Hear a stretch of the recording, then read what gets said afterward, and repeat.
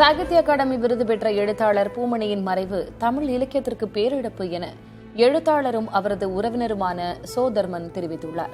புதிய தலைமுறைக்கு அவர் அளித்த பேட்டியில், கரிசல் இலக்கியத்தில் கி ராஜநாராயணனுக்கு அடுத்தபடியாக மிக முக்கிய தூணாக இருந்தவர் பூமணி என தெரிவித்த அவர், அவர்கள் இருவரும் இல்லை என்றால் தன்னால் சாகித்ய அகாடமி விருது வாங்கியிருக்க முடியாது என்றும் தெரிவித்தார்.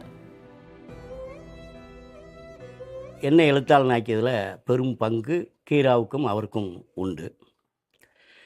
அவருடைய இழப்பு என்பது கர்சல் பிரதேசத்தினுடைய அந்த அடிப்படை மக்களினுடைய கஷ்டங்களை எழுதுவதற்கு அவரை மாதிரி இன்னொரு எழுத்தாளர் கிடைப்பது என்பது அபூர்வம்.